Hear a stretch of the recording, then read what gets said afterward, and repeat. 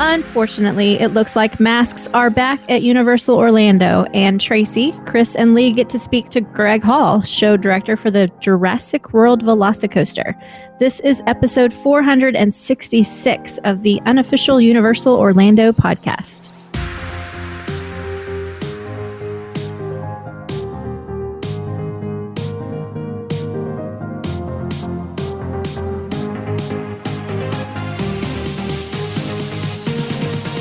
Hello, everybody. I am Michelle, your host for today. And with me, I have Mama Tracy. Hello, everyone. And Papa Lee. Hello, everyone. And the lovely Christopher. What's up? Oh, that was really deep. I'm impressed. What's up? Holy moly. Weirdest intro ever. It really was. Dare I ask how everybody is doing? Yeah, all right. Yeah. Not dead? No. That was good. Not dead. Woke Okay. up this morning. Yeah. So, yeah. Well, I guess that's all you can ask, right? Yep. All right. Well, let's go ahead and jump on into a Little Things with Seth Kabursky. Hi, this is Seth Kabursky from the Unofficial Guides. I know it's been a minute. I've been off in California doing research on the Unofficial Guide to Disneyland, but now I'm back and I've got some new little things that are new around the Universal Orlando Resort. Obviously, the big news recently is the return of face masks at indoor locations at Universal Orlando. The Delta variant is increasing the cases in Central Florida and across the United States. And so now all guests, whether they've been vaccinated or not, are being asked to wear face masks indoors once again in the parks. At the Disney parks and at Universal Hollywood, this is mandatory, but at Universal Orlando right now, it is just a strong suggestion. All right, now that we got that out of the way, in Islands of Adventure, Hagrid's Magical Creatures Motorbike Adventure has been testing a new virtual line system in recent weeks. It works similarly to the one found inside the app, but instead of using the app, you'll be redirected to a particular website, and you're going to have to log in with your email and a password, so set up your account with Universal ahead of time. The big difference with the new virtual line system is that instead of getting a particular time slot, you have a rolling counter that indicates the time until you can enter the line. And that time can change depending on how well the ride is operating. The good news is that it seems that once you do finally get into the actual queue, wait times have been much shorter. Another thing that's been much shorter in both Islands of Adventure and Universal Orlando is the waits for food. That's because they've gotten rid of mobile order in virtually all locations inside the parks, and that's making the regular lines for the cashiers much shorter and move much more quickly. Hopefully they'll be able to figure out the technical issues with their mobile order system and bring it back sometime in the future. Speaking of food in Islands of Adventure, I've noticed that Circus McGurkus has been open on a more regular basis, about 11 o'clock to 3:30 or so, pretty much every day. However, Green Eggs and Ham, which was operating regularly, has now become kind of sporadic. Check by there if you are intent on getting your Who Hash or tater tots. And if you've got a sweet tooth, the bulk candy in the Islands of Adventure candy shop and the one at the front of Universal Studios Florida is once again self-service. For a while you had to get an employee to scoop out your candy for you, but last I checked they're letting people do their own scooping once again. Just be careful how much you scoop because it's priced by the quarter pound and it's pretty expensive. Before we leave Islands of Adventure, take a look next time you're in Port of Entry for some new interactive walk-around characters. They're explorer types, similar to some walk-around characters that they had years and years ago. Chat them up on your way into the park. Hopping over to Universal Studios Florida, Halloween Horror Nights 30 is right around the corner, and there's lots of signs of preparation around the parks. Over in the New York City area, there is staging for what looks to be a post-apocalyptic scare zone. And in the Five and Dime shop at the exit of the Bourne Stuntacular, you can find Halloween Horror Nights preview merchandise, which now includes shirts for the Bride of Frankenstein. Speaking of Bourne, that stunt show is now accepting express passes. Previously, it was standby only. Since they removed the social distancing of seats, there's rarely been a long wait for the show. But if you want a good seat, you still might want to show up at least 10 or 15 minutes before the scheduled performance. Back over in the New York area, I got to do the Jimmy Fallon attraction for the first time in quite a while and got to see the Ragtime Gals do a full set. They're returning to their full performances, and they should be inside the venue's pre-show on a regular basis from now on. It was great seeing them perform again, even though the queue for the attraction was so short that most people were heading straight into the ride without seeing them. Right next door to the Fallon ride, Music Plaza has been all set up for the Olympics, and guests can watch the coverage from NBC on the giant screen that's been set up there underneath the big loop of Hollywood Rip Ride Rocket. There's also some stands there selling Japanese food, but they have frequently been closed. You can still see the Olympics pre-show, which starts 5 minutes prior to the Universal Cinematic Celebration fountain show, performing at the end of every night currently. And finally, for our Canadian friends, Flair Airlines has started low-cost flights to Sanford Airport, which is north of Orlando, from various cities in Canada. Check their website for the introductory pricing. All right, that's all for this time. I'm Seth Kaburski, the author of The Unofficial Guide to Universal Orlando, which you can find at theunofficialguides.com, on Twitter at the UG Series, or on Instagram at The Unofficial Guides. And I'll be back soon with more little things that are new around the Universal Orlando Resort. Awesome. Yes. There's something in there that I think that you're totally going to go crazy about. I'm just going to go ahead and give you the floor for that. Would that be part of entry characters? It would. Yes. Yes. It's not Circus McGurkus? Have you been in Circus McGurkus other than to eat your green eggs and ham tater tots? Yeah, I refill my Coke Freestyle in there. That's about it. My port is populated. We have been begging So for this happy for about that. such a long time. It's been screaming out for it. The houses are all there. The characters are there. Just bring them out. They used to do it. They just don't. I think it's funny that they seem to roll the characters out when it's busy, which makes no sense. Yeah. Because you've got so many people going up there that you want to keep people moving rather than it. Anyway, I'm not going to complain because it's awesome. Hey, It bring is the awesome. characters on, yeah. I was actually, so I was listening to we were just talking about the soundtrack to Islands of Adventure, and I was listening to the Skipper Island Tours, which is the old boat ride that was there. And then it just led me down a hole. I went on YouTube, watching some stuff about it. And apparently back when it was running, the first ride of the day, you'd have characters in port of entry, but the first ride of the day, the scientists for Jurassic Park would ride the boat ride over there to the Discovery Center. That's cool. Oh, cool. Yeah. I can totally see Tracy just hanging out in Port of Entry for half the day, just talking to these characters as if they're, completely real people. Yeah.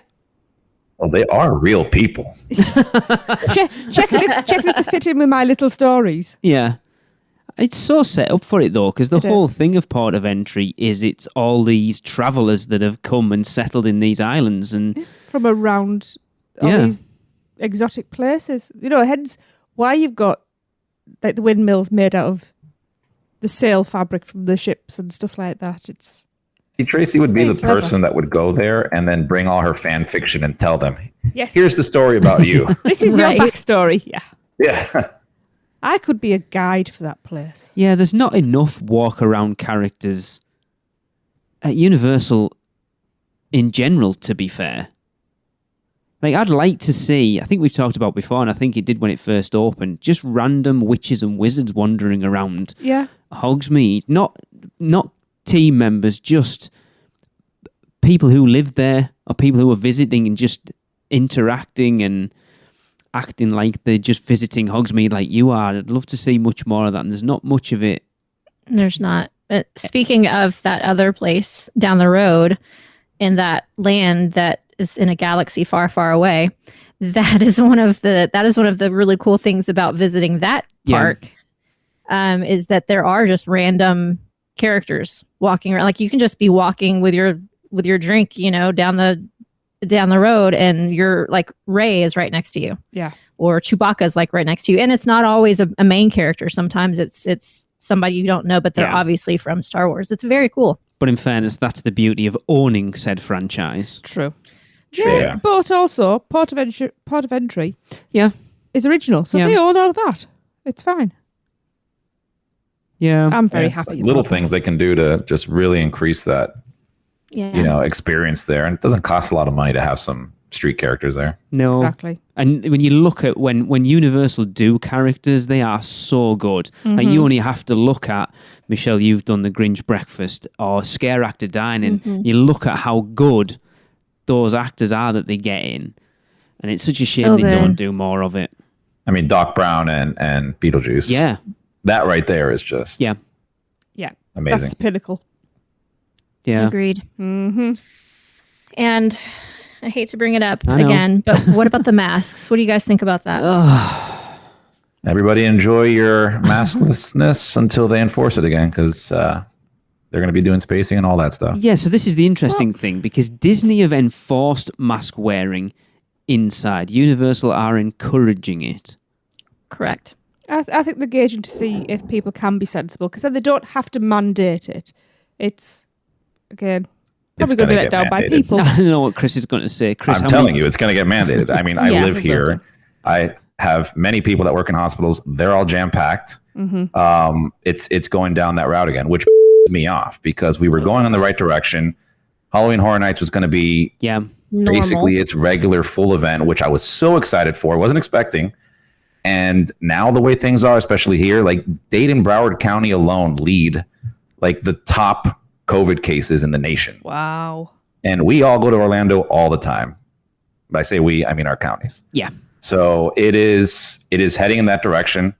I mean, even what is it? The Magic Kingdom or Disney World are enforcing their employees to get vaccines in the next 60 days. And without that, you can't work there. So if they're doing all those measures, I think Universal's going to go at least down the route of enforcing masks again. It's going to get to that point. God, I hope not. I think it has to, though. I think the problem is, I think the world's moved too quickly out of these safety measures. Again, are we looking at it from the wrong perspective, though, right? When things had to go back to normal at some point. I can't believe we're still talking about this bloody thing. I know. Yeah. But I mean, we just got to do whatever due diligence that's needed to do. I mean, if we were doing the mask thing, I mean, when you look at the numbers, we were doing, certain things and it was just plummeting down in numbers, right?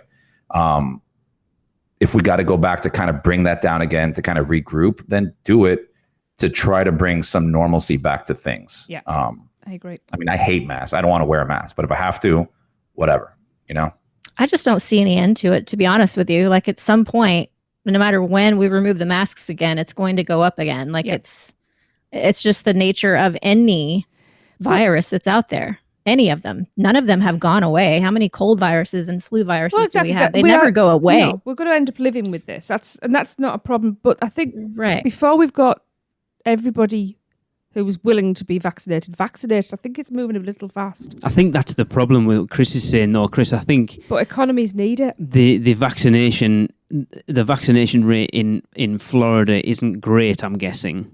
No. There you go. Right. And that vaccination rate needs to go up to make any difference. I mean, yeah. You're right, Michelle and Tracy. Like, it's not going to disappear, right?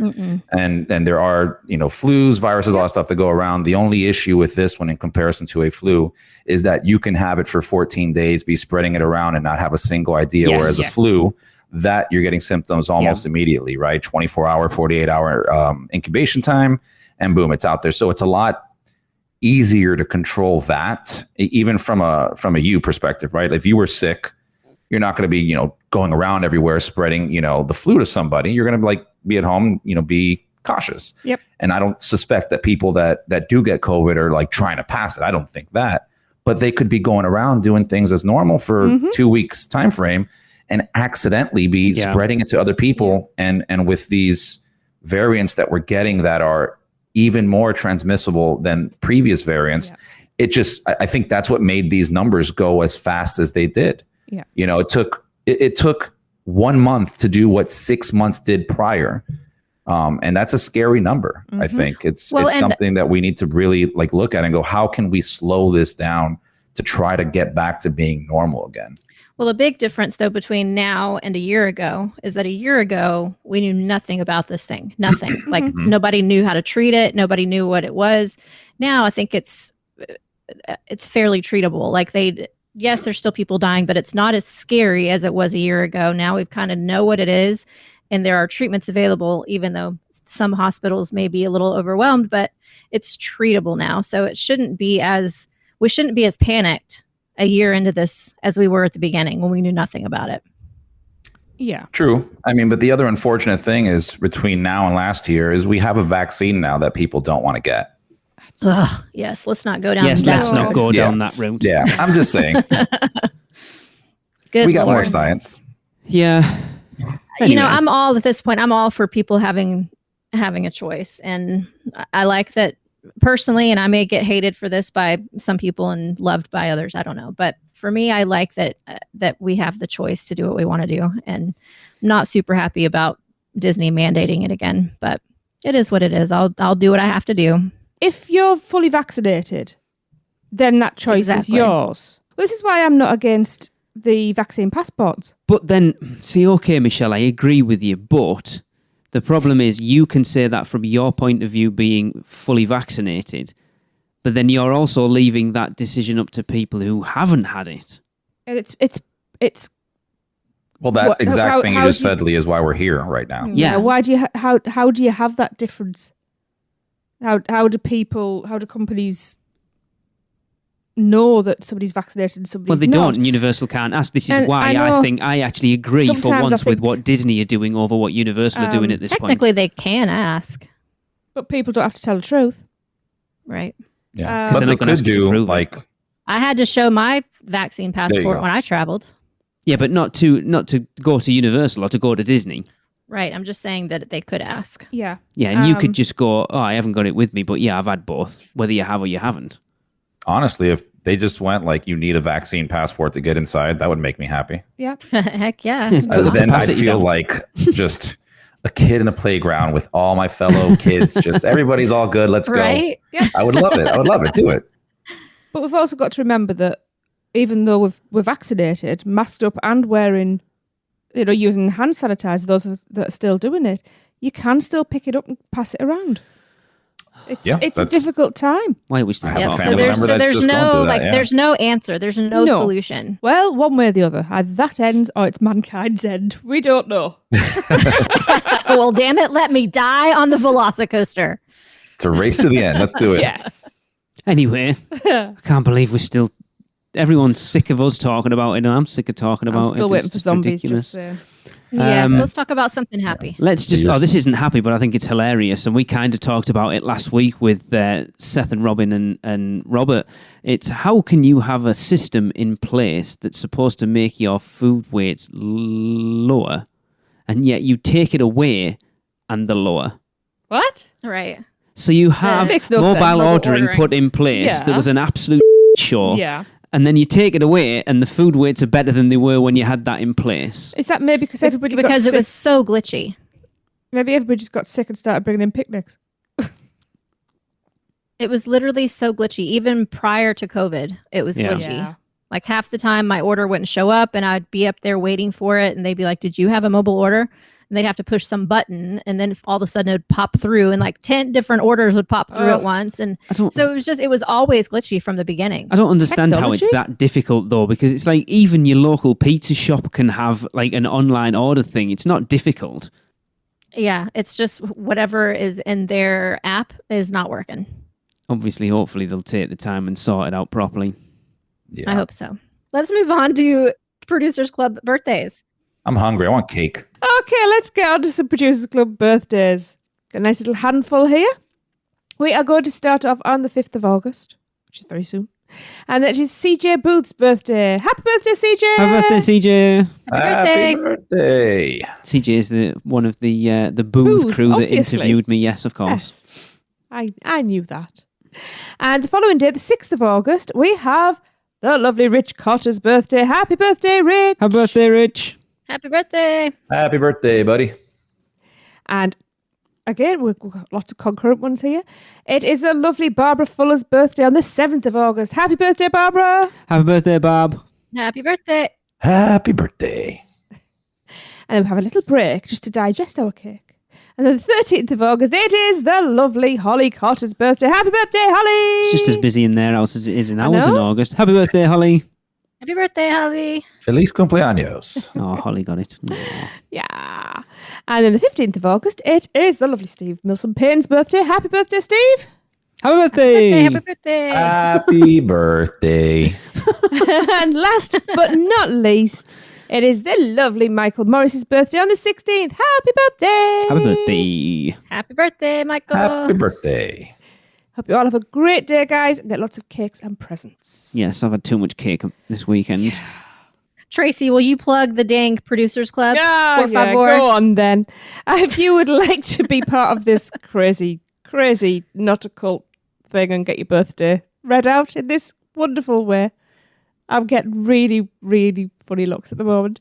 If you want to join the producers club and just come and have a bit of a laugh and get some extra bits and be in a cult, just email us at uuopproducers@gmail.com.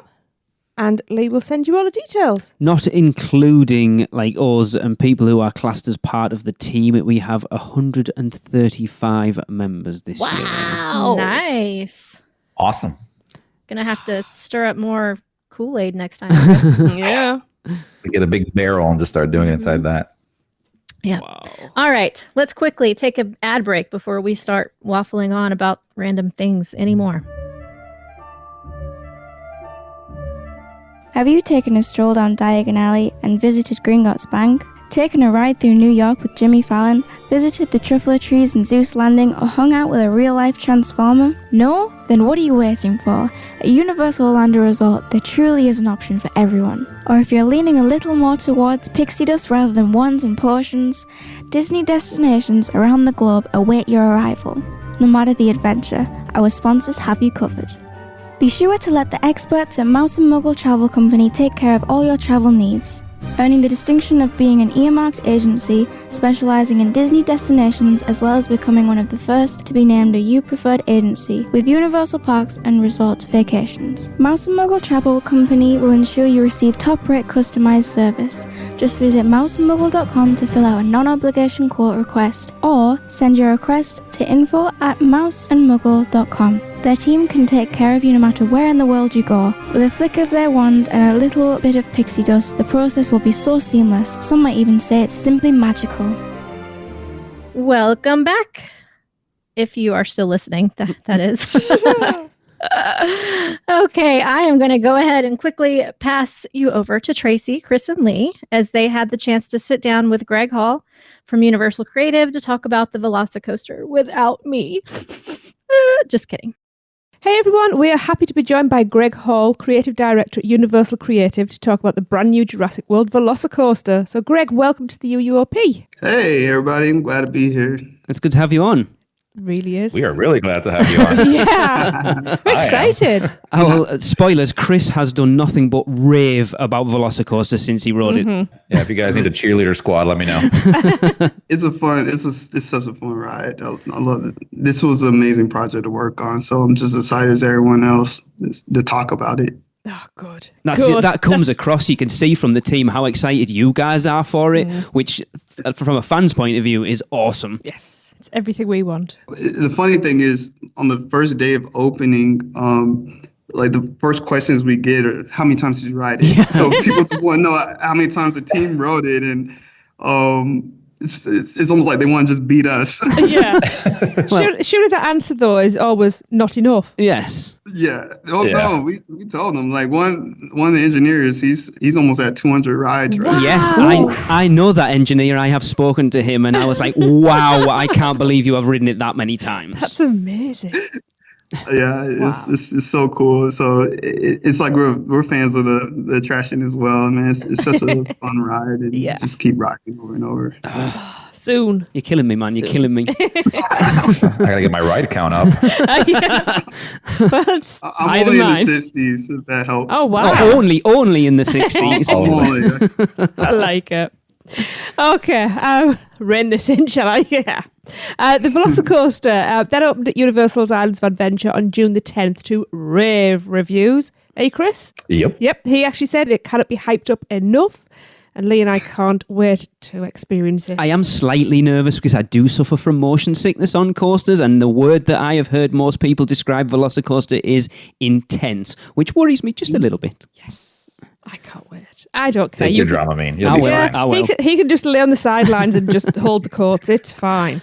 Yeah, I'm not worried for you. You'll love it, man. I can't wait for you to ride I it. can't wait. It's gonna be so fun. It will. So Greg, will you take us back to the initial concepts for the attraction? Like, was it always going to be a world-class coaster enthusiast coaster? It was, this ride was really awesome, because in the beginning is, the whole purpose of it was really to give the guests what they want. Yeah. And so, I was working on other attractions and some that are coming out pretty soon, and I was wrapping those up, and they came to me and was like, hey, the guests want a new thrill attraction, and we have this IP, we have Jurassic World, and we want to really do that, and you're the guy who does all the stream stuff. It makes sense. So, I was like, okay, let's do this. And they did just an amazing job setting up a team, and like the team from the very beginning, was full of coaster enthusiasts and Awesome. and people who just like were really big fans of the Jurassic franchise. So we really knew, like, okay, there's an expectation that we have to reach, and we want to raise the bar for ourselves.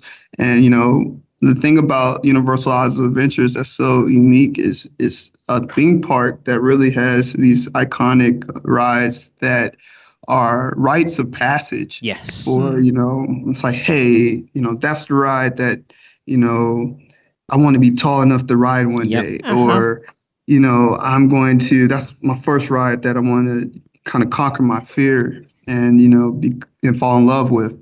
So this was, a unique once in a lifetime challenge to create the new version of that and something for a new audience.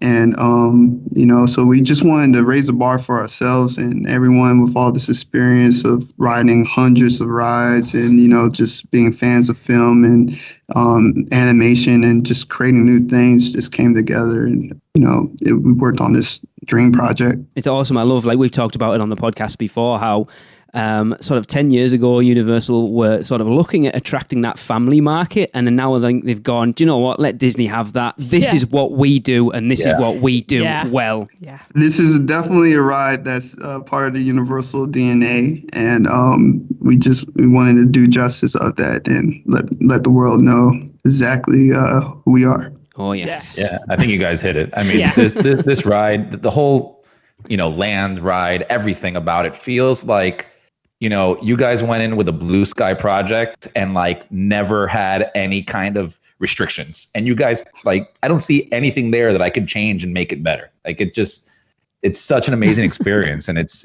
incredible to see that kind of come to fruition. Cause a lot of times and obviously you know more than we would, but when you're designing something, you got the bean counters that come in and kind of tell you, hey, we can't do that. We got to cut here. We got to do that. And this ride just doesn't feel like it has any of that, at least not that a guest can see.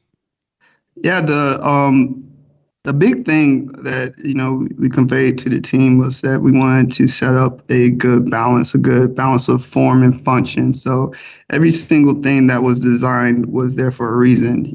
There's beautiful architecture, beautiful rock work, but we didn't want the rock work to simply be a backdrop. We wanted that to enhance the actual guest experience. So the shape of the rocks, that really helps with different elements in the first half of the ride where, there's near misses. We're getting raptors really close to the guests. You think you're going right, but you actually go left. And, so making sure there was a reason for every element. And that was an amazing thing about working with the Jurassic franchise. There's a lot of things that were edgy that we had ideas for, and it made sense with, the dinosaurs, the teeth, and the thrill in the environment, and making sure that those were represented in the decision making. This is the problem with doing a podcast from this country, is it just it kills me that I can't get to ride it until next year. We hope. We hope. Yeah. Who knows what's coming?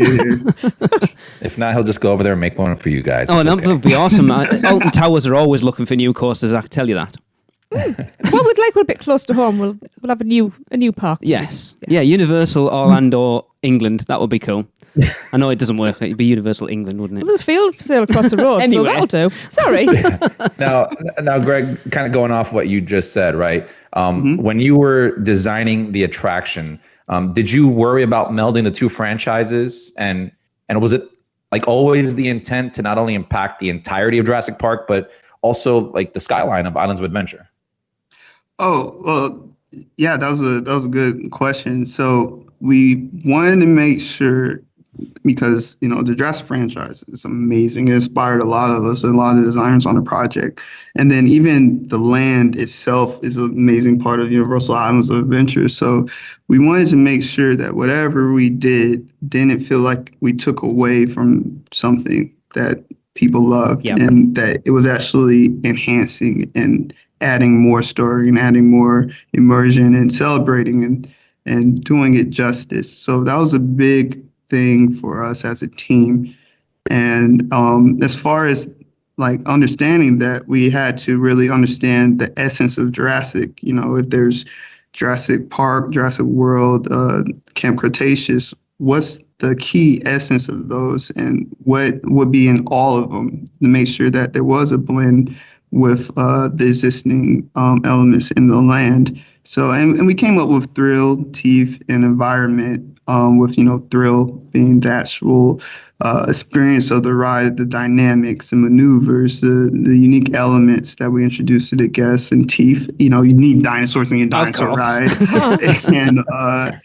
And then environment, we just didn't want to focus so much on those two other ingredients, and then we don't bring back this lush landscape that makes you feel like you're transported into another world. So those were really important to us, and it helped us make confident decisions. And when we talked to the filmmakers, just they fell in love with that, because there's like pretty cool, unique challenges that we had. There's no roller coaster in the film. The Raptors, this was the first time they've ever been on public display. Like in the films, they're in the movies, but they were never in the operational park. And how would you show that? And the information was there. And we got to actually take a deep dive and show what it took to train the Raptors and in the queue, and show what it took to take care of them. And there's a lot of things and a new layer of depth that people get to explore throughout this whole attraction that's literally the size of a mini land within a land. So yeah, it's pretty cool. It's awesome because, like, again, we've talked about Hogsmeade is amazing. I am a huge Harry Potter fan, and I love walking to Hogsmeade. And then Hagrid on the back of that added a whole new dimension to Hogsmeade. And it looks like VelociCoaster does that exact same thing to Jurassic Park. It just gives it an energy that it didn't have before, that you can see from not only that land, but from all around Islands of Adventure. It is amazing. Yes, it is. Oh, definitely. Yeah, the kinetic energy that it brings is exactly what we wanted. We wanted to bring a life to this land that it deserved. And, it really gave us an opportunity to make an awesome new element to the skyline of the attraction. So, we really studied every single angle that a guest could see this, and wanted to make it a moment that they could make memories, take videos. Even if you're not riding the roller coaster and you see your family or your friends on there, you get understand what they went through, and you can still have that conversation with one another. And just bringing people together is, all part of the job. So, Greg, let me ask you a question here, because I saw a post on Reddit when the ride first opened, and it was a beautiful shot from the other side, of the lake, and it shows the ride on the Mosasaur roll, right? And right when the middle of that roll, the cart's upside down. It doesn't block where it says Discovery Center. And the post was saying it's almost like they intentionally designed this that way to not block the signage from the front of the park. Oh, yeah. Any validity to that? I've always wanted to know, and now I have the person I can ask. Oh yeah, definitely, man. We definitely wanted to. Everything was carefully looked at, and for instance, like the promotional shot of the lagoon with the light tracing across the Discovery Center. That was actually concept art that we used before we started building anything. So we definitely wanted to make sure we framed everything correctly, so guests will be able to discover new photographs and memories, and share their experience with their friends and family. I know there was a lot of people were concerned of the impact of the view across the lagoon when that was getting built. Yeah, same here. And it blends in so well and just adds a massive amount to Islands of Adventure. I can't wait to get out there and just spend time with my camera, just taking all those different angles, because that's my thing. So I'm excited about that. It was funny because I do remember people were concerned. They were like, in our heads, we were like, there's going to be a lot of planes coming back. A lot. But and then when they all came back, it was like, oh my God. Beautiful. Right. So so from Blue Sky to Blue the Raptor, the whole attraction is incredibly well themed. The entrance plaza is beautiful. The queue is another knockout Universal queue.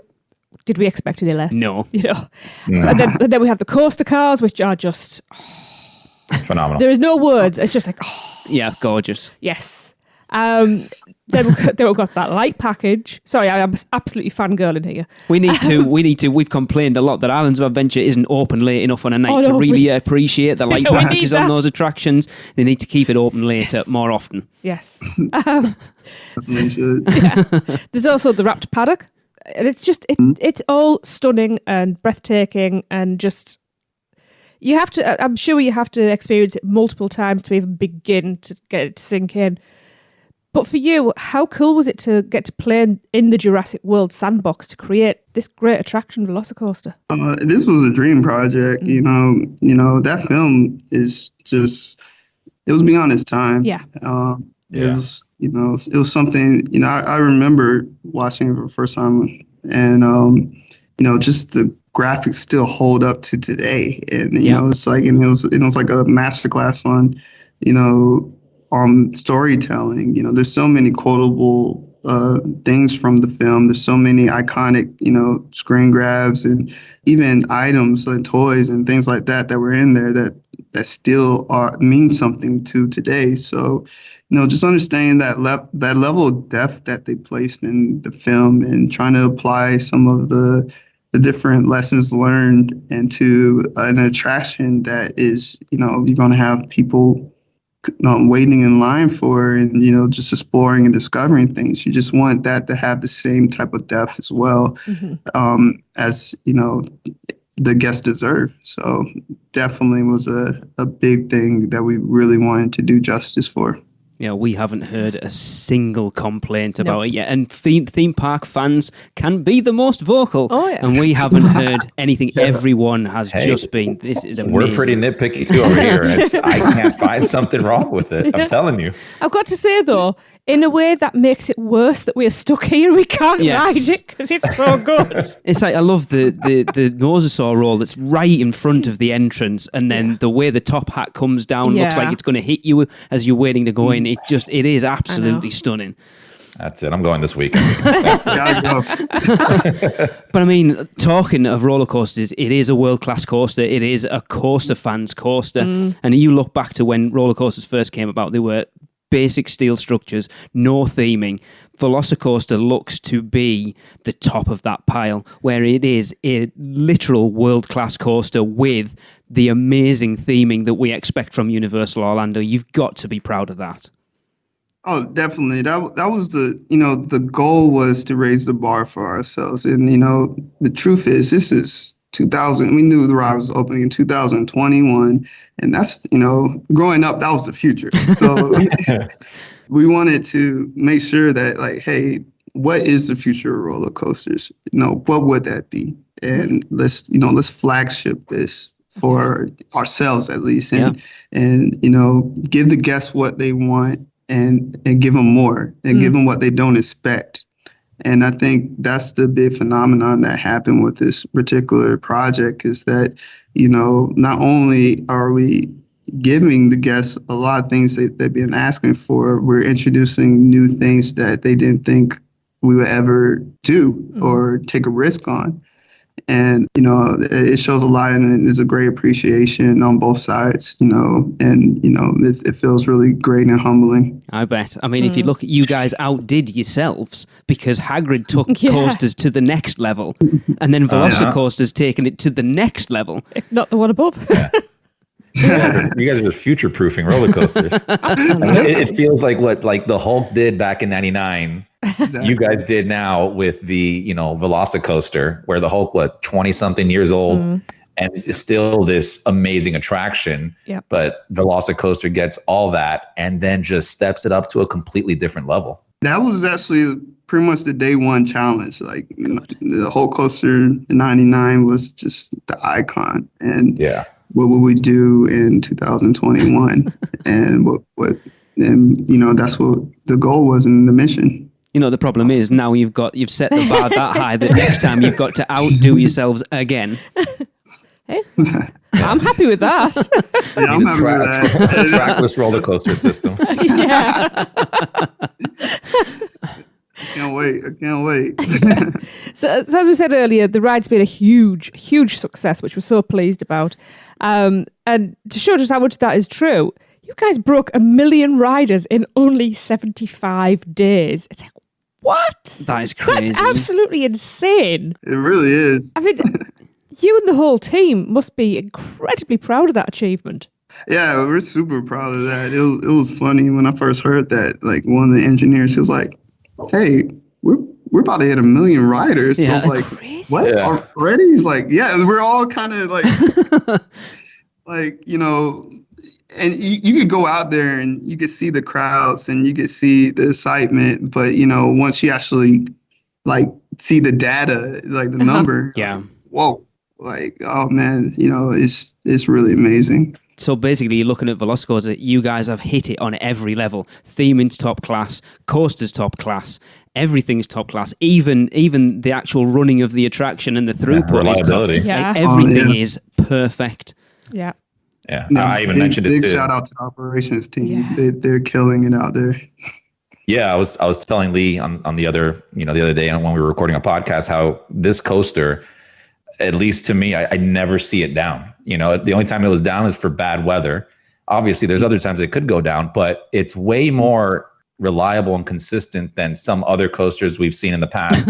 On opening weeks, months. I don't, go anywhere with that. But this one, it's just incredible. It's up all the time. It's. Oh yeah.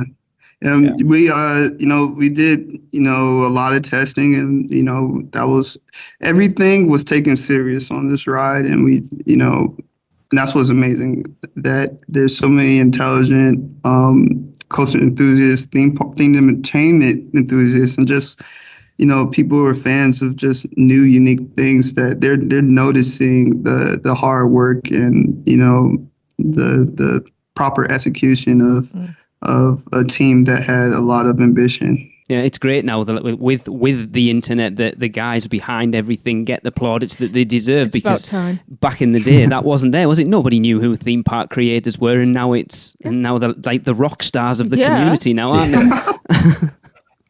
Too right. Trust me, I was very nervous before this. I really was. And I've been doing this for 10 years, and I still get nervous talking to people. It's funny. Nah, man, this is fun. I'm glad to be here and talking about this ride. It's really highlighted my day to talk about the VelociCoaster with people who are excited about it and who've ridden it and want to ride it. It's really, that's what it's about. Mm-hmm. It's about introducing something new to the world and something that puts smiles on people's faces and gives people memories to talk about and inspires new things in the future. Awesome. Well, as long as you talk, we listen. So Absolutely. now, the coaster has been described by myself and our listeners as one of the most intense coasters ever. And it has some incredible elements. You got the double helix, the top hat, got a bunch of launches, which are incredible. The Mosasaur roll and the inverted stall, one of my favorites. It truly is a world-class coaster. But we have to ask, which is your favorite element about this coaster? Oh yeah, as my role, the main focus the entire time was making sure that it was a real balanced ride. So if we talk about like the most surprising element, the Mosasaurus roll by far. We knew we added a little kick to it, but you can't describe that moment unless you actually ride it. It's just something that you can describe it a million times, but you don't get it until you actually experience it. So that's definitely one that's a surprising moment. But as far as the entire attraction, like I'm really proud of the pacing. It's like the first half, you're dodging all this immersive rock work, and there's a reason for every shape of it, to get the near misses. You don't know which way you're going next, to get the raptors close to the guests. But then you just go like literally through a building, and we're shooting 70 miles per hour through a building, and guests can actually see that while they're in the queue. Which is awesome. And not only see that, there's raptors chasing the vehicle. And then after that, you're 155 feet in the air. Most top hats, you start off the ride with that. Yeah. You start off really high, and then it just loses momentum. And this is actually kicking off the second half of the ride. This is halfway in the ride, you actually experience that. So the momentum's just increasing as you think it's supposed to slow down. And then we have this inverted stall that's so unique, 110 feet of going upside down. And it's so amazing because the guests walking on the path could look up at it, and then they get just understand what's happening on the ride. And then this unique Mosasaurus roll. There's so many elements, and the pacing of when they're revealed was a big thing for just balancing this ride and making it something that was a ride in this time period, and trying to raise the bar for ourselves. Yeah, I mean, from talking to Chris and other people, it's like you can put a lot of elements into a coaster and it just feel like you've put them in for the sake of it. So, for example, the Smiler at Alton Towers, that thing is just as many coaster elements as you can chuck in about 2 minutes, and you've been through that coaster when you come off the other end of it. Whereas from Chris talking to you, it doesn't feel like you've just thrown things in there for the sake of it. It genuinely, like you say, it does feel balanced. I guess it tells a story as it's going along. Yeah. I mean, that's why I keep on saying you can hype this up as much as you want and talk about it. You can talk about it for hours, describing the roller coaster, until you sit in there and ride it for yourself. It's undescribable. It's just incredible. It's an incredible ride. The true test is Michelle, our other host, who's heading down in September, and she is incredibly nervous to ride this ride. She will. I have been trying to get her on Rip Ride Rocket for years. She will not. She will not go up that first lift hill. She is adamant, but she loves Jurassic World that much that she's determined she's going on it, but she is nervous. I will keep it PG. She is nervous. Yeah, she's thrilled that it's only a lap bar that holds you down. Let me say that. Well, I was calling those freedom bars. That helps, That inverted stall is the thing she is least looking forward to, I know. That's one of my favorites. It's so good. So good. Especially with a lap bar, Oh, yeah. Like on coasters, normally I like to leave stuff loose to get that feeling of moving around. This one, I'm like shoving it down all the way to make sure to slide out. So good. I mean, like listen, like the team has so many different unique departments. So, we had a finance team, different teams. And so there were people who weren't like thrill enthusiasts like that. They like cool things, but they were nervous. And just seeing them get on it, and then a week later they're just inviting all their friends to get on the ride, and like they've been on hundreds of roller coasters, and we're like, wait a minute, a week ago you were just we couldn't drag you on the ride. That's brilliant. That's awesome. Yeah, That is that's a the general testament. consensus that I saw over there when I went to go ride it. Because you'll hear people talking, and they're like, "Oh yeah, we just rode Hagrid's," and they're trying to get their friend to ride VelociCoaster, and they're like, "I don't know, man, that thing is really intense." And I'd walk by, and I'm like, "Yeah, it's too intense. Don't ride it. I need to keep this queue down so I can ride it many times." Keep this queue down. Yeah. Queue management over here. It's almost like you become an instant professional roller coaster rider. Yeah. Well, Greg, it's been awesome to talk to. I know you're a busy Really guy. has. I know you need to go and get that coaster count up a little bit more. We really appreciate you coming on and speak to us. It's been awesome, and it has just made my excitement for riding that so much more. Mine too. I'm excited for y'all. It is Definitely. awesome. I cannot wait. It's unfortunate that I have to wait until September next year, but thank you, COVID. Everyone listening, get down to Islands of Adventure, ride VelociCoaster, but not too much because Chris wants to keep the line down. Just ride when I'm not there. Then it's fine.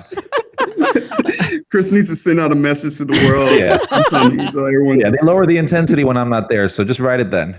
oh, Chris is coming. Let me. Yeah, exactly. I have to get a banner made for the front of the Yeah. front of my Chris is coming today, don't ride. Yeah. Chris is. Oh, wait. Chris is here. I'm going to go cheesy now. So one word of advice before you ride it, hold on to your butts. Hold on to your butts. All right. I hope you enjoyed that interview. It was Did awesome. you guys enjoy it? Yes. So much. I was so nervous So beforehand, much. as Oh, always, but super it was really lovely. good. And again, I apologize for fangirling out the whole time, but Yo, you know. don't. Normally I'm quite precious over our interviews with Universal, but I thought, you know what, Chris is the only one that's ridden it. We Yeah, might as well no. get him on, and it was really good. I found out some cool little bits of information, which was pretty cool. Yeah, and had a laugh. It was fun. Yeah. You could hear that sort of trepidation in his voice to start off with. He's not sure who we He are or settled what we in. are, and then by the end of it, he was laughing with us. It was brilliant. Yeah. Yeah. Oh, yeah. Great guy. He quickly settled in. I And do you guys hope- had a good laugh at my expense. Of course, I Oh, had to bring it always. up. I had to bring it up, Michelle. You knew I would. I'm not as scared as I was. All of these Good. interviews and different people that you've talked to about it, I actually feel better. Good. Okay. We shall see. Even after he mentioned the seatbelt failures that happen very often. He didn't say Oh my that. God. Just kidding. I'm just kidding. Everybody listening. They didn't happen. Although he did say he likes to call them freedom seats. Yes. That's true. That's true. Freedom seats. That's not a great term for a roller coaster seat. But I was going to say, I was thinking afterwards, if he actually wrote a book about the experiences, I would be all over that. Yeah. So go at it, Greg. But I think that the point for you, Michelle, is he did say that it wasn't just like obviously the team was full of coaster enthusiasts, but then they had like all the finance team and stuff, and they weren't into thrill rides like that and came off it, and they were absolutely converted at that point. So Yeah. He was actually quite good at alleviating yeah, any worries, wasn't he? It yeah. was nice. Yeah, he really was. He made me even more excited to ride it than I am nervous to ride it. Yeah, Good. that's good. Yeah. Not to say I won't still be screaming my head off and having the nervous toots before I get on. But Nervous toots. Wow. Just go with it, Lee. Just go with it. That's not what I would call them, but okay. that's not what would you call them? I can't say. What's Oh, you're a God. lady? No. Can't say that. How dare you? Everybody gets the nervous toots. I'm the only one that's willing to say it. I Just don't. regular toots for me. I don't get nervous. They're not nervous. Average toots. There's nothing average about them. You're a fella. I get exciting toots. I mean, that's worse. But yes, I want to say a big thank you to Universal. A big thanks to Greg for talking to us, and of course Ali for setting it up. And Yes. it was awesome. It's nice seeing Ali again. It was actually we Yeah. did it different this time for Virtually, the first time. It was nice. We actually did it using Teams, which is much like Google Meets that we use here. Normally we do it over the phone, and the conversation there's like a massive delay, and the sound quality is awful. It was Yeah. actually nice to do it like doing the podcast. To be fair, Yeah. Yeah. It Sweet. sounded really good. it's not as good as doing it in the actual broadcast center, but No. there you go. Can't have everything. Eventually. Eventually, It was fun. it was. I enjoyed it. Awesome. Well, be sure to check out our friends over at the Theme Park Duo as their latest episode, which came out on Monday, where they had the chance to talk about the new ride with show director Shelby Honia. Yeah. Nice. So they were the two. Gabe just posted that too. Yeah, so there's the two creative team that were doing the interviews with Greg and Shelby. So I think between the two of us, we got both of them. So Worked out really well. yeah, Yeah, it did. Awesome. Yep. Pretty Sweet, cool. sweet. All right. Well, I think that will do it. We will end this show with another listener submitted Universal Is, and this one comes from no. Alexa Lorero. No, Ha ha ha. I can't wait to hear what she has to say. I know this one. All you have to do if you want to be involved is drop us an email to podcast@uuopodcast.com or send via Facebook, Instagram, or Twitter what you think Universal is in 3 words or less. And Alexa says, Universal is my sacred place. Catch you next time, guys. Guess that wraps things up for another unofficial Universal Orlando podcast. You guys did all right. Follow us on Facebook, Instagram, Twitter, YouTube, and Pinterest, keyword UUO Podcast. Listen and subscribe to us on Apple Podcasts, Spotify, Google Podcasts, Stitcher, or anywhere podcasts are found. You can find our blog at uuopodcast.com. Send us your spews, which Lou gets your poo recordings, questions, or comments to podcast@uuopodcast.com. Check out our friends, the Theme Park Duo, and our awesome sponsors, Mouse and Muggle Travel Company. So, until next time, don't give up your day job. Say cheese. See you later.